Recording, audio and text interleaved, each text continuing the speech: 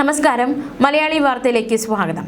പതിറ്റാണ്ടിന്റെ ഇടവേളയ്ക്ക് ശേഷം UDF മന്ത്രിസഭ അധികാരമേറ്റെടുത്ത ചടങ്ങിൽ ഒരുപാട് പേരുടെ സാന്നിധ്യമുണ്ടായിരുന്നു. അത്തരത്തിൽ ഒരുപാട് പേരുടെ സാന്നിധ്യങ്ങൾ നമ്മൾ ചർച്ച ചെയ്യുന്നതിനോടൊപ്പം തന്നെ ചിലരുടെ അസാന്നിധ്യം കൂടി നമ്മൾ ചർച്ച ചെയ്യേണ്ടതുണ്ട്. അത്തരത്തിൽ ചിലരുടെ അസാന്നിധ്യം അത് വളരെയധികം ശ്രദ്ധേയമാണ്. പ്രത്യേകിച്ച് AK ആന്റണി, അദ്ദേഹം അനാരോഗ്യമുണ്ട്, അദ്ദേഹത്തിന് വിശ്രമത്തിലാണ്, സഞ്ചരിക്കാനുള്ള ബുദ്ധിമുട്ടുകളുണ്ട്. കോൺഗ്രസ് പ്രവർത്തക സമിതി അംഗം കൂടിയാണ് AK ആന്റണി. അദ്ദേഹം അതുകൊണ്ട് വരാൻ പറ്റില്ല, അനാരോഗ്യം കാരണം വരാൻ സാധിച്ചില്ല. എന്തായാലും അദ്ദേഹത്തിൻ്റെ അസാന്നിധ്യം ഏറ്റവും വലിയ ഒരു അസാന്നിധ്യം അല്ലെങ്കിൽ ഒരു കുറവ് തന്നെയാണ് കണക്കാക്കപ്പെടുന്നത്. ശശി തരൂർ വിദേശത്താണ് അദ്ദേഹം, അതുകൊണ്ട് സ്ഥലം MP കൂടിയാണ് അദ്ദേഹം. അദ്ദേഹത്തിൻ്റെ സത്യപ്രതിജ്ഞാ ചടങ്ങിൽ പങ്കെടുക്കാനായിട്ടില്ല, അദ്ദേഹം എത്തിയിട്ടില്ല. മുൻ KPCC പ്രസിഡന്റ് മുല്ലപ്പള്ളി രാമചന്ദ്രൻ ചടങ്ങിന് എത്തിയില്ല. ഇവരെല്ലാം അസൗകര്യ നേതൃത്വത്തെ നേരത്തെ തന്നെ അറിയിച്ചിരുന്നതാണ്. 2021 LDF പിണറായി സർക്കാരിന്റെ സത്യപ്രതിജ്ഞാ ചടങ്ങിൽ പങ്കെടുത്ത SNDP യോഗം ജനറൽ സെക്രട്ടറി വെള്ളാപ്പള്ളി നടേശൻ ഇന്നലത്തെ ചടങ്ങിൽ പങ്കെടുത്തിരുന്നില്ല. നിയുക്ത പാലക്കാട് MLA രമേശ് പിഷാരടി ഈ ചടങ്ങിൽ പങ്കെടുക്കാൻ എത്തി. പക്ഷേ വലിയ ആൾക്കൂട്ടമായിരുന്നു. നേതാക്കൾക്ക് വേണ്ടി ഒരുക്കിയിരുന്ന ഇടത്ത് പോലും പ്രവർത്തകർ കൈയടക്കുന്ന സാഹചര്യമുണ്ടായി. അത്തരത്തിൽ രമേശ് പിഷാരടിക്ക് വേദിയിലേക്ക് എത്താനോ ഈ ആൾ തിരക്കിനെ തുടർന്ന് പന്തലിനുള്ളിൽ എത്താനോ സാധിച്ചില്ല. ചലച്ചിത്ര മേഖലയിൽ നിന്നുള്ള മറ്റു പ്രമുഖരും കാര്യമായി ഈ ഒരു സത്യപ്രതിജ്ഞാ ചടങ്ങിൽ പങ്കെടുത്തില്ല എന്നതും ഏറ്റവും ശ്രദ്ധേയം. സത്യപ്രതിജ്ഞ കഴിഞ്ഞു, പക്ഷെ തർക്കം കാരണം വകുപ്പുകളിൽ ഇതുവരെ വിജ്ഞാപനം വന്നിട്ടില്ല. ഫിഷറീസ് ലീഗിന് കൊടുക്കരുത് എന്ന് കോൺഗ്രസിലെ ഒരു വിഭാഗവും ലത്തീൻ സഭയും ആവശ്യപ്പെടുന്നുണ്ട്.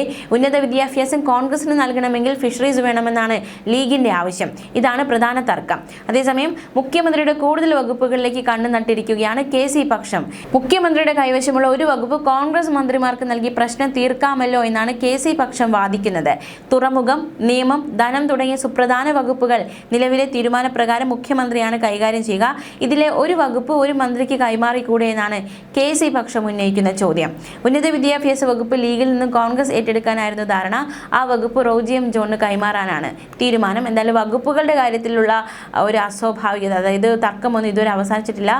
വേഗത്തിൽ തന്നെ തർക്കങ്ങളൊക്കെ പരിഹരിക്കപ്പെടുമെന്ന് തന്നെയാണ് കരുതുന്നത്. UDF സർക്കാരിന്റെ സത്യപ്രതിജ്ഞയ്ക്ക് എത്തിയവരുടെ തിരക്ക് കാരണം നഗരത്തിൽ ഇന്നലെ ഹോട്ടലുകളിൽ മുറി കിട്ടാനില്ലാത്ത അവസ്ഥയും റിപ്പോർട്ട് ചെയ്യപ്പെട്ടിട്ടുണ്ട്.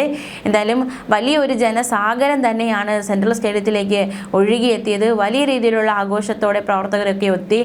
മാത്രമല്ല പ്രവർത്തകർക്ക് പുറമെ ജനങ്ങളും എത്തുകയുണ്ടായി. കേരളം ഒന്നടങ്കം തലസ്ഥാനത്തേക്ക് എത്തുന്ന തരത്തിലായിരുന്നു കഴിഞ്ഞ ദിവസത്തെ കാഴ്ചകൾ. സാന്നിധ്യം കൊണ്ട് അസാന്നിധ്യം കൊണ്ടുമൊക്കെ പലരും ശ്രദ്ധേയരായി. എന്തായാലും സാന്നിധ്യം കൊണ്ട് ശ്രദ്ധേയരായ രണ്ടുപേരിലേക്ക് കൂടി നമ്മൾ പോവുകയാണ്. അതായത് പിണറായി വിജയനും രേവന്ത് റെഡ്ഡി. ഇരുവരുടെയും സാന്നിധ്യവും ഏറ്റവും ശ്രദ്ധേയമായിരിക്കുകയാണ്. കാരണം നമുക്കറിയാം ഇരുകൂട്ടരും തമ്മിലുള്ള വാക്പോരുകളൊക്കെ ശക്തമായി ഈ ഒരു രാഷ്ട്രീയ കാര്യത്തിൽ ചർച്ചയായതാണ്. വിശദമായി നോക്കാം ആ ഒരു റിപ്പോർട്ട് കൂടി.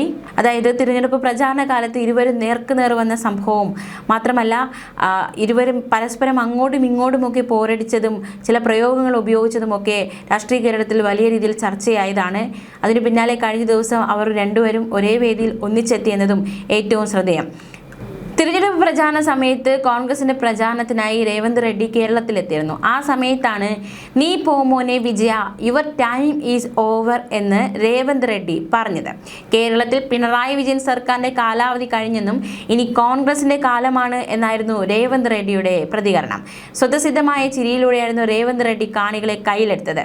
ഇനി കേരളത്തിൽ തുടരാൻ പിണറായിക്ക് സമയമില്ല, കോൺഗ്രസ് ആണ് ഭരിക്കുക, അതിലൂടെ വലിയ വികസനത്തിലേക്ക് കേരളത്തെ നയിക്കും എന്നതടക്കമുള്ള പ്രതികരണമായിരുന്നു തെലങ്കാന മുഖ്യമന്ത്രി പറഞ്ഞത്.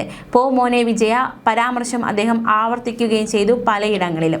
ഇതിനു മറുപടിയായിട്ടാണ് മുൻ മുഖ്യമന്ത്രി പിണറായി വിജയൻ കണ്ണൂരിൽ സംഘടിപ്പിച്ച മീറ്റ് ദ ലീഡർ എന്ന പരിപാടിക്കിടെ ഡാഷ് മോനെ പ്രയോഗം നടത്തിയത്.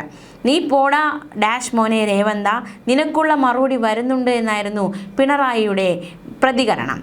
പോ മോനെ വിജയ എന്നതിന് ഡാഷ് മോനെ രേവന്ത് റെഡ്ഡി എന്നതടക്കമുള്ള പ്രതികരണം വലിയ രീതിയിൽ കൊമ്പുകോർക്കൽ, അതായത് വാക്കുകൾ കൊണ്ടുള്ള കൊമ്പുകോർക്കൽ ഇരു നേതാക്കന്മാർക്കുമിടയിൽ ഉണ്ടായി.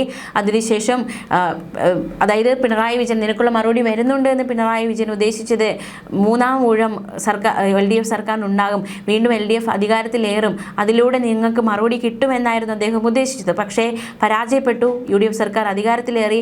അതിനുശേഷം അതിൻ്റെ സത്യപ്രതിജ്ഞാ ചടങ്ങിൽ പിണറായിയും അതുപോലെ തന്നെ റെഡ്ഡിയും ഒരേ വേദിയിൽ എത്തിയതാണ് കഴിഞ്ഞ ദിവസം ഏറ്റവും ശ്രദ്ധേയമായ ചില കാഴ്ചകളിൽ ഒന്ന്. നിർണായകമായ പല വിമർശനവും രേവന്ത് റെഡ്ഡി നടത്തിയിരുന്നു പിണറായി വിജയനെതിരെ. തന്റെ ചോദ്യങ്ങൾക്ക് പിണറായിക്ക് ഉത്തരമില്ല, മോദിയെ പിന്തുടരുന്നതിനെ കുറിച്ച് മറുപടിയില്ല, പ്രായത്തെയും പദവിയെ ബഹുമാനിക്കുന്നു, പിണറായിയുടെ വല്യേട്ടനാണ് മോദി, പിണറായി വിജയന്റെ കാലം കഴിഞ്ഞു, ബൈ ബൈ പിണറായി എന്നായിരുന്നു രേവന്ത് റെഡ്ഡി പറഞ്ഞത്. നീ പോ മോനെ വിജയ എന്ന പരാമർശത്തെക്കുറിച്ച് മാധ്യമപ്രവർത്തകർ ഉന്നയിച്ച ചോദ്യത്തിനുള്ള മറുപടിയായാണ് ഡാഷ് മോനെ രേവന്ത എന്ന മറുപടി മുഖ്യമന്ത്രി നൽകിയത്. രേവന്ത് റെഡ്ഡി ഒരു സംസ്ഥാനത്തിൻ്റെ മുഖ്യമന്ത്രിയാണ്. മുഖ്യമന്ത്രി സ്ഥാനത്തിരിക്കുന്ന ഒരാൾ സാധാരണഗതിയിൽ കാണിക്കേണ്ട ചില രീതികളുണ്ട്, മര്യാദകളുണ്ട്. അതിനൊക്കെ ചേർന്ന രീതിയിലാണോ അദ്ദേഹത്തിൻ്റെ ഈ ഇടപെടൽ വന്നിട്ടുള്ളതെന്ന് അദ്ദേഹം തന്നെ സ്വയം ചിന്തിക്കട്ടെ എന്നായിരുന്നു പിണറായിയുടെ മറുപടി. ഏതായാലും അദ്ദേഹം പരസ്യമായി ഉന്നയിച്ച സാഹചര്യത്തിൽ ഞാൻ പരസ്യമായി തന്നെ മറുപടി കൊടുക്കുന്നുണ്ട്. ഇപ്പോൾ അത് വിശദമാക്കുന്നില്ല. അതുകൊണ്ട് രേവന്ത് റെഡ്ഡിയോട് ഡാഷ് മോനെ രേവന്ത മറുപടി വരുന്നുണ്ടെന്ന് മാത്രമേ ഇപ്പോൾ പറയാനുള്ളൂ എന്നായിരുന്നു പിണറായി വിജയൻ പറഞ്ഞത്. എന്തായാലും ഡാഷ് മോനെ പരാമർശം വലിയ വിവാദമായതാണ്. പിന്നാലെ ഇത് വലിയ വിവാദമായതോടെ മുൻ മുഖ്യമന്ത്രി പിണറായി വിജയൻ രേവന്ത് റെഡ്ഡിക്ക് മറുപടി കത്തയച്ചിരുന്നു. ഡിയർ ശ്രീ രേവന്ത് റെഡ്ഡി എന്ന അഭിസംബോധനയോടെ തുടങ്ങുന്ന കത്തിൽ കേരളം കൈവരിച്ച നേട്ടങ്ങൾ അക്കമിട്ട് നിരത്തിയാണ് പിണറായി വിജയൻ മറുപടി നൽകിയത്. പോകും മുന്നോട്ട് തന്നെ പോകും, നവ കേരള സൃഷ്ടിയിലൂടെ എല്ലാവർക്കും മാതൃക കാട്ടി മുന്നോട്ട് തന്നെ പോകുമെന്ന് പറഞ്ഞുകൊണ്ടാണ് ആ കത്ത് അവസാനിപ്പിച്ചത്. എന്തായാലും പിണറായിയുടെ ഡാഷ് മോനെ പ്രയോഗത്തിലും രേവന്ത് റെഡ്ഡി യാതൊരു കുലുക്കവും പ്രകടിപ്പിച്ചിരുന്നില്ല. പ്രചാരണത്തിനെത്തിയ കോൺഗ്രസ് നേതാക്കളിൽ ഏറ്റവും ഇളക്കമുണ്ടാക്കിയ തെലങ്കാന മുഖ്യമന്ത്രി രേവന്ത് റെഡ്ഡി അദ്ദേഹം വീണ്ടും എത്തിയിരിക്കുന്നു. സത്യപ്രതിജ്ഞാ ചടങ്ങിൽ പങ്കെടുക്കാൻ എത്തി. അതിനുശേഷം ചടങ്ങുകളൊക്കെ നിറ സാന്നിധ്യമായിരുന്നു. പിണറായിയും ഒരു വേദിയിൽ എത്തിയതും ഏറ്റവും ശ്രദ്ധേയമായിരുന്നു. എന്തായാലും രാഷ്ട്രീയ പോരാട്ടങ്ങൾ, വാക്പോരുകൾ എല്ലാത്തിനും ഒടുവിൽ വിജയം ഒരാൾക്കൊപ്പം മാത്രമേ ഉണ്ടാവുകയുള്ളൂ എന്നതാണ് ഏറ്റവും സത്യമായിട്ടുള്ള കാര്യം. എന്തായാലും വാക്പോരുകളൊക്കെ ഉണ്ടാകും, അത് അതിൻ്റെ വലിയ രീതിയിൽ ശക്തി പ്രാപിക്കും. പക്ഷേ വിജയം ഒരാൾക്കൊപ്പം മാത്രമേ ഉണ്ടാവുകയുള്ളൂ, സ്വാഭാവികം. എന്തായാലും പതിറ്റാണ്ടിന് ശേഷം കോൺഗ്രസ് നേതൃത്വത്തിലുള്ള ഒരു സമ്പൂർണ്ണ മന്ത്രിസഭ സത്യപ്രതിജ്ഞ ചെയ്തിരിക്കുകയാണ്. മുഖ്യമന്ത്രി ഉൾപ്പെടെ 14 പേർ പുതുമുഖങ്ങളാണ്. പട്ടികജാതി വിഭാഗത്തിൽ നിന്ന് 2 പേരുണ്ട്. മുഖ്യമന്ത്രിക്ക് പുറമെ 11 പേരാണ് കോൺഗ്രസിൽ നിന്നുള്ളത്. കഴിഞ്ഞ ദിവസത്തെ ആ സത്യപ്രതിജ്ഞാ ചടങ്ങുകളുടെ ദൃശ്യങ്ങളിലേക്ക് നമ്മൾ ഒരിക്കൽ കൂടി പോവുകയാണ്.